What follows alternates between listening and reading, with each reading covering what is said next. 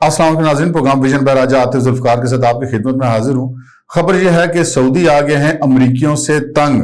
اور کل رات اچانک شہباز شریف سعودیہ روانہ ہو گئے۔ وہاں پر کیا کھچڑی پک رہی ہے، محمد بن سلمان نے شہباز شریف کو کیوں بلایا تھا، کیا آفر ہوئی ہے، کیا کھچڑی پکائی جا رہی ہے، پاکستان کو کیا فائدہ ہوگا، سعودی عرب کو کیا فائدہ ہوگا، امریکہ کو کیا فائدہ یا نقصان ہوگا، بہت تہلکہ خیز تفصیلات آج کے پروگرام میں آپ کے ساتھ شیئر کروں گا۔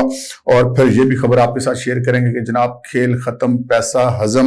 عمران خان صاحب کی سیاست بس اب آپ کو اسی حد تک نظر آئے گی کہ روزانہ آپ کو خبریں ملیں گی کہ عمران خان صاحب آج اس عدالت میں گئے، آج اس عدالت میں گئے، یعنی کہ اب وہ صرف کچہریوں کی رونق ہی رہ گئے ہیں۔ اور ماضی میں جو کچہریوں کے رونق تھے، شیخ رشید احمد صاحب، وہ اب کافی عرصہ ہو گیا ان کو کچہریوں میں کچھ زیادہ چکر نہیں لگے، اور اب وہ انہوں نے اپنی ہر معاملے میں اپنا جو لچ تلنا ہوتا ہے وہ تو بڑا ضروری ہوتا ہے، اور اب بھی انہوں نے ایک لچ تلا ہے، لیکن وہ لچ اتنا خطرناک تل دیا ہے کہ لگتا ہے کہ وہ چھکا مارنے کی کوشش میں بال کے ساتھ کہیں خود بھی باؤنڈری سے باہر نہ جا گریں۔ یہ تمام تفصیلات آپ کے ساتھ شیئر کریں گے، مگر اس سے پہلے کہ اپنے پروگرام کو آگے بڑھائیں، آپ سے گزارش ہے کہ اگر ابھی تک آپ نے ہمارا چینل سبسکرائب نہیں کیا تو پلیز کر لیجئے، ساتھ ہی بیل آئیکن بھی دبا دیجئے تاکہ جو ہی ہمارا کوئی نیا پروگرام اپلوڈ ہوتا ہے تو اس کا نوٹیفیکیشن فوری طور پر آپ کو موصول ہو سکے۔ پروگرام کو باقاعدہ آغاز کرتے ہیں۔ سب سے پہلے آپ سے ایڈوانس میں معذرت جناب، یہ آج ہمارے اسٹوڈیو کے پیچھے کوئی کام چل رہا ہے اور آپ کو بہت زیادہ ہو سکتا ہے مشینوں وغیرہ کی آواز آئے۔ ہم نے بڑی کوشش کی کہ شاید کام ختم ہو جائے تو ہم تھوڑی دیر بعد پروگرام کریں، لیکن اب اس سے زیادہ لیٹ ہم کر نہیں سکتے تھے، سو برداشت کیجئے گا۔ اور پروگرام کی ابتدا میں افسوس کا اظہار کرتے ہیں جی ہم ارشد شریف صاحب کی ناگہانی وفات پر، جو کہ کینیا میں ہوئی۔ دیار غیر میں کسی کا وفات پا جانا واقعی ایک بڑی دکھ کی بات ہوتی ہے، اور بجائے اس کے کہ ہم اس کے اندر کچھ سازشی تھیوری تلاش کریں، ہم دعا گو ہیں کہ ارشد شریف کی روح کو اللہ تعالیٰ جنت الفردوس میں جگہ دے، ان کی مغفرت فرمائے، اور ان کے جو لواحقین ہیں ان کے لیے صبر جمیل کے لیے ہم دعا گو ہیں۔ بات کرتے ہیں جی خبروں کی۔ جب ارشد شریف صاحب جب انتقال ہوا تو لازم بات ہے لوگ وہاں پہ جا رہے تھے ان کے گھر میں، ان کا گھر تو یہیں پر ہے، تعزیت کے لیے، افسوس کے لیے ان کی فیملی کے پاس جاتے تھے، ان کی والدہ کے پاس جا رہے تھے، تو شیخ رشید احمد صاحب بھی وہاں پہنچے جی۔ اب شیخ رشید احمد صاحب کا ماضی کا جو ریکارڈ ہے وہ کچھ ایسا ہے کہ ہم اکثر یہ بات کرتے ہیں کہ وہ ہر جگہ پہ اپنی سیاست گردی سے باز نہیں آتے، لیکن کوئی جگہ ایسی ہوتی ہے جہاں پہ بندہ چھوڑ بھی دیتا ہے، لیکن شیخ صاحب چھوڑنے کے لیے تیار نہیں ہے۔ ہر جگہ پہ وہ اپنے آپ کو کوئی نہ کوئی مرکزیت کا محور بنانے کی کوشش کرتے ہیں، لیکن کئی دفعہ کامیاب ہو بھی جاتے ہیں اور کئی دفعہ نہیں ہوتے۔ ویسے ساری سیاست ان کی یہی رہی ہے۔ وہ پہلے آپ کو یاد ہوگا جب ایک دفعہ غالباً 2008 کا الیکشن تھا تو شیخ رشید احمد کے فائرنگ کر کے ان کے جو گن مین تھا اس کو قتل کر دیا گیا۔ اب شیخ صاحب کو اس میں خراش بھی نہیں آئی تھی، لیکن شیخ صاحب جناب اپنے آپ کو انہوں نے وہ گاڑی میں ڈلوایا ایمبولینس میں، اور سول اسپتال کی ایمرجنسی پہنچ گیا، 6-7 گھنٹے وہاں پر اپنے آپ کو کمرے میں بند رکھا، اور پورے ملک میں افواہیں پھیلے گی جی پتہ نہیں شیخ صاحب مر گئے یا بچ گئے۔ شیخ صاحب سنسنی کے ساتھ خبروں میں رہنا پسند کرتے ہیں۔ اور اس کے علاوہ بھی ہم نے جب دیکھا، جب 2014 کا دھرنا تھا تو سیلنگ ویلنگ ہو رہی تھی، تو شیخ صاحب نے کہا کہ جی میری تو حالت بڑی خراب ہو گئی، منو اسپتال پہنچاؤ، اور کوئی گاڑی پاس تھی نہیں۔ ایک ٹی وی چینل کے DSNG تھی، انہوں نے کہا کہ جی شیخ صاحب ہم آپ کو لے چلتے ہیں۔ شیخ صاحب کو اس گاڑی میں ڈالا DSNG میں اور اسپتال کی طرف روانہ ہوا، تو جو ہی وہ جو متاثرہ ایریا تھا جہاں پہ شیلنگ ہو رہی تھی اور خطرہ تھا کہ شیخ صاحب کی پٹائی ہو سکتی ہے، تو جو اس ایریا سے باہر نکلے تو انہوں نے اچانک اٹھ کے بیٹھ گئے DSNG کے اندر بالکل ٹھیک ٹھاک، اور انہوں نے کہا جی DSNG نے پارلیمنٹ لاجز دے کے اتنے کھلار کے منو لا دیتے تسی جاؤ، یعنی کہ شیخ صاحب کو ہوا ہی کچھ نہیں تھا، وہ پارلیمنٹ لاجز کے اندر چلے گئے، اپنی انجوائے انہوں نے کیا جب گرم زمین پہ پاؤں رکھنے کی باری آئی۔ اسی طرح شیخ صاحب کی اور بھی بہت ساری مثالیں دی جا سکتی ہے، جیسے پہلے جب پنجاب میں حمزہ شہباز کی حکومت تھی تو چھاپے واپے پڑے جب عمران خان صاحب نے لانگ مارچ کا اعلان کیا تھا 25 مئی والا، اور اس کے بعد غالباً جو اس سے پہلے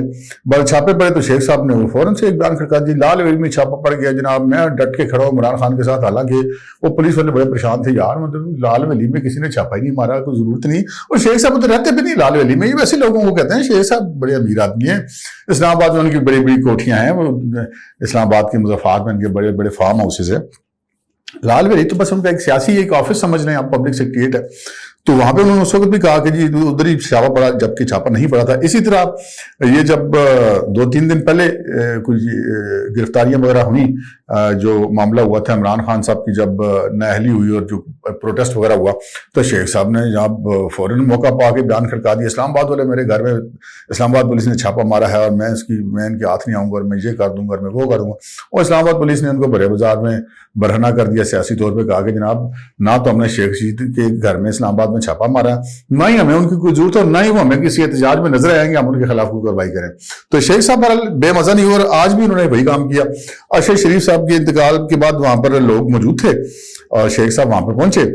اور بجائے وہ ارشد شریف کے بارے میں انہوں نے رسمی سی گفتگو کی 2-3 فقرے, لیکن جو ان کا اصل فوکس تھا وہ یہ تھا میں گھر سے نکلا ہوں تو میرے پیچھے ایجنسیوں کی اتنی گاڑیاں ہیں, میرے آگے ایجنسیوں کی اتنی گاڑیاں ہیں, میرے دائیں بائیں اتنی ہیں, بائیں اتنی ہیں. پھر وہ جب گاڑی میں بیٹھنے لگے اور جب انہوں نے دیکھا کہ میرا وہ ویڈیو بن رہی ہے تو پھر ان کا اور یہ جتنے لوگ میرے پیچھے آ رہے ہیں میں بتا دوں سفید کپڑوں والا کو پیچھے آئے گا میرے تو میں وہ خود اپنے ذمہ دار ہوگا, کل مجھے نہ کہنا. یعنی کہ وہ آئے اور اپنی اہمیت جتلاتے ہوئے اور گئے تو اپنی اہمیت جتلاتے ہوئے شیخ صاحب نے اس موقع پہ بھی اپنی سیاست کو نہیں چھوڑا. حالانکہ ایجنسیوں نے شیخ صاحب سے کیا لینا ہے, شیخ صاحب تسی کی بیچ رہے ہو, ایجنسیوں نے آپ کو کیا بگاڑنا ہے,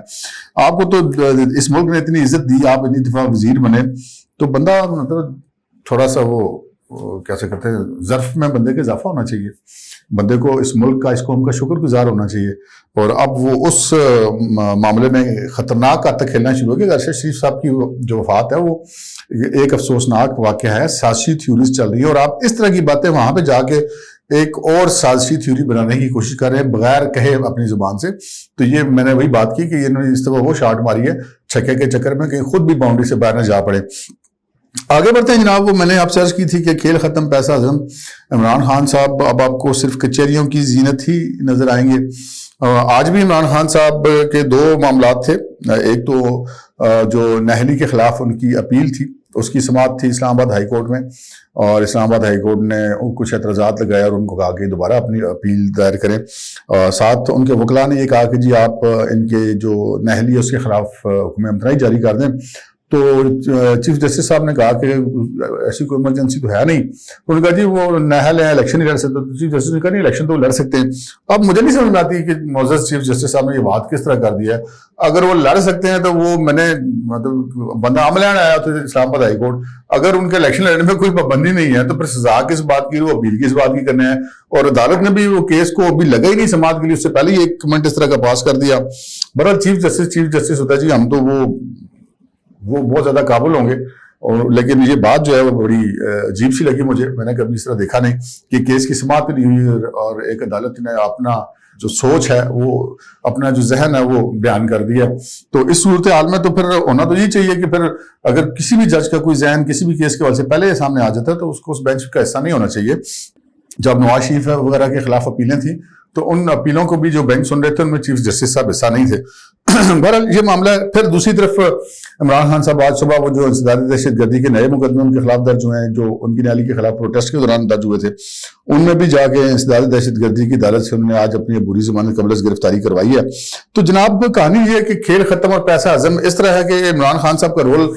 جو پاکستان کی سیاست کے اندر تھا وہ جو مقتدر حلقے ہیں, جو طاقتور لوگ ہیں, جو فیصلہ ساز قوتیں ہیں, وہاں سے کچھ ایسی وائبز آ رہی ہیں کہ خان صاحب کا اب سیاست میں رول ختم ہو گیا. پاکستان کی سیاست میں جتنا رول انہوں نے ادا کرنا تھا کر لیا ہے. یہ جو لانگ مارچ گراؤ جلاؤ یہ کر دوں گا وہ کر دوں گا وہ سارے میسیجز بھی ان کو پہنچ گیا کہ جناب ایسی گڑبڑ نہیں کرنی کاکا, ایسی ضرورت ہو نہیں کرنی.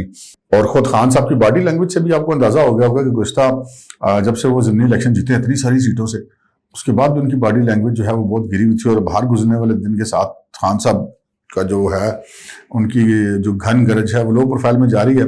کیونکہ اگر ہم لوگوں کو باہر بیٹھے جو سیاستدان ہیں جو صحافی ان کو نظر آ رہا ہے تو خان صاحب تو خود چیزوں کو فیس کر رہے ہیں, وہاں پہ نظر آ رہا ہے. پھر لانگ مارچ والے معاملے میں بھی بہت سارے پھٹے پڑ گئے, کوئی بندے نہیں اکٹھے ہو رہے, کوئی پیسے نہیں اکٹھے ہو رہے, کوئی میسج بھی آ گیا کہ وہ گڑبڑ نہیں کرنی بھائی اسلام آباد کی طرف کوئی ایسی غیر قانونی حرکت کی تو پھر اب وہ لاڈلا پن شن ختم ہے. سو اب عمران خان صاحب کی جو سیاست ہے وہ آپ کو کچہریوں تک کی نظر آئے گی. آگے بڑھتے جناب اپنی اس خبر کی طرف جو میں نے آپ سے عرض کی تھی کہ سعودی امریکیوں سے تنگ آ گئے ہیں. اس خبر کا ایک بڑا زبردست قسم کا بیک گراؤنڈ ہے. بیک گراؤنڈ یہ ہے کہ ماضی میں بھی جو سعودی عرب کے پاس چونکہ فوج جو ہے وہ برائے نام ہی ہے, ہمیشہ سے ان کے پاس فوج برائے نام ہی رہی ہے. اور دولت ان کے پاس بے تحاشا ہے، اور ان کی مثال عام طور پہ ایسی دی جاتی ہے کہ یہ ایک ایسا اونٹ ہے جو کہ سونے سے لدا ہوا لک دک صحرا میں تنہا کھڑا ہے، جس کو کسی وقت جو دل چاہے ڈاکو یا لٹیرے اس کو لوٹ سکتے ہیں، اور وہ بے بس ہے، کچھ نہیں کر سکتا، کیونکہ اس کے پاس سونا تو بہت ہے لیکن اس کے پاس ہتھیار نہیں ہے۔ کچھ ایسی صورتحال ان کی عملاً بھی ہے۔ سعودی عرب فوجی اعتبار سے تقریباً نہ ہونے کے برابر طاقت رکھتا ہے، اور ہمیشہ ہی اس نے اپنے دفاع کے لیے دوسرے ملکوں پہ بھروسہ کیا ہے، اور بالخصوص امریکہ اور پاکستان یہ دو ایسے ملک ہیں جن پہ وہ بھروسہ کرتا رہتا ہے، امریکہ سے بھی اپنی ضرورت کے مطابق اور پاکستان سے بھی اپنی ضرورت کے مطابق۔ لیکن امریکی جو ہیں وہ تو پھر استعمال تو پورا کرتے ہیں، پیسے بھی انہی سے لیتے ہیں، مارتے بھی انہی کو ہیں۔ اب یہ جو رویہ ہوتا ہے، یہ رویہ کوئی اتنا زیادہ قابل قبول نہیں ہوتا۔ پھر جب شاہی خاندان حکمران ہو، بادشاہت ہو، دولت کے انبار ہوں، اور وہ محض ان کو کوئی ڈرا دھمکا کے ان کو مجبور کرے کہ جی آپ تو ہم ہی سے اپنا دفاع کے اگریمنٹ کریں گے اور ہمارے علاوہ آپ کسی طرف میں دیکھیں گے، تو کرتے کرتے وہ پھر بندہ تنگ آ ہی جاتا ہے۔ جس کے پاس پیسے ویسے بھی زیادہ تو ویسے بھی